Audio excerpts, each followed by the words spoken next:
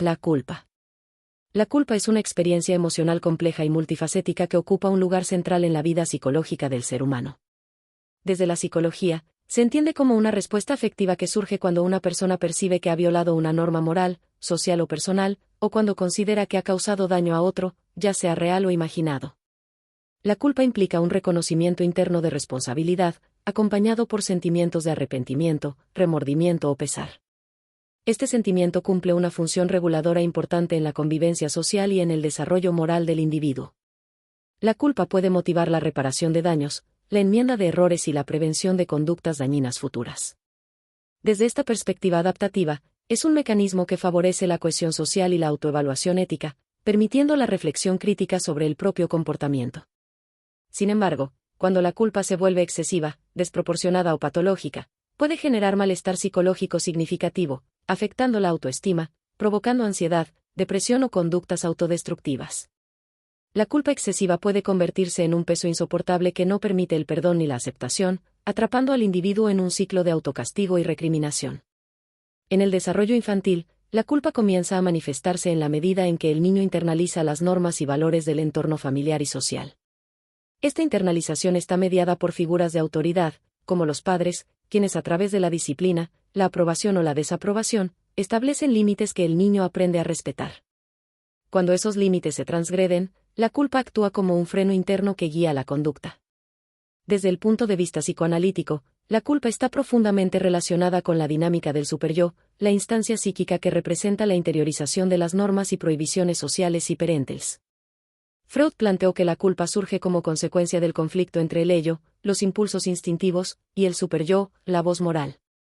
Este conflicto puede producir angustia y malestar, y la culpa funciona como una señal interna que alerta sobre la transgresión de esas normas internalizadas.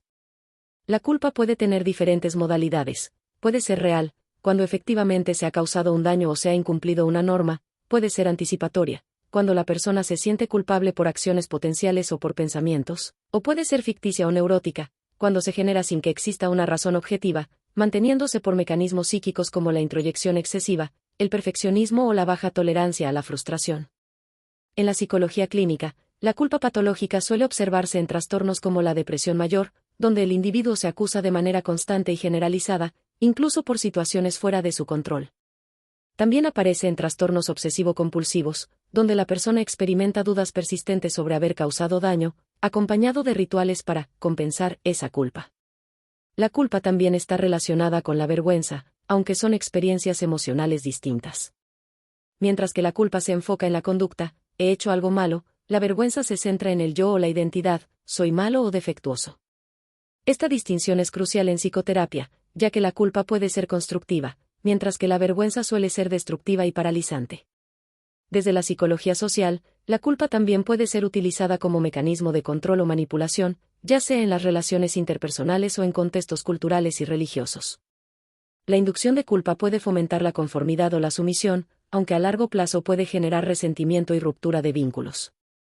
El manejo saludable de la culpa implica la capacidad de reconocer el error, asumir la responsabilidad, realizar acciones reparadoras si es posible y finalmente perdonarse a uno mismo. El perdón no significa negar el daño, sino liberarse de la carga emocional que impide avanzar. Las intervenciones psicoterapéuticas suelen trabajar en este proceso, ayudando al paciente a distinguir entre culpa útil y dañina, a reestructurar creencias y a desarrollar autocompasión. En las relaciones interpersonales, la expresión adecuada de la culpa puede facilitar la empatía, la reconciliación y el fortalecimiento de los lazos. Admitir errores y pedir perdón son actos que, aunque vulnerables, promueven la confianza y la autenticidad. Por el contrario, negar o reprimir la culpa puede generar defensas rígidas, como la negación, la proyección o la racionalización, que dificultan la resolución de conflictos. Culturalmente, la culpa tiene diferentes significados y manifestaciones. Algunas culturas la enfatizan como un valor moral fundamental que regula la conducta social, mientras que otras privilegian emociones como la vergüenza o el honor. Estos matices culturales influyen en la forma en que las personas experimentan, expresan y manejan la culpa. Desde una perspectiva evolutiva, la capacidad de experimentar culpa se relaciona con la necesidad humana de pertenencia y aceptación social. Ser capaz de reconocer errores y ajustar conductas es crucial para la supervivencia y la vida en grupo. La culpa, en este sentido, tiene una función adaptativa y socializadora que favorece la convivencia armónica. En síntesis, la culpa es una emoción central en la experiencia humana, que puede actuar como un motor para el crecimiento moral y la reparación, pero que también puede convertirse en un factor de sufrimiento y bloqueo si no se maneja adecuadamente. La psicología busca comprender su complejidad, sus raíces, sus funciones y sus impactos para acompañar a las personas hacia un equilibrio saludable entre responsabilidad y aceptación personal.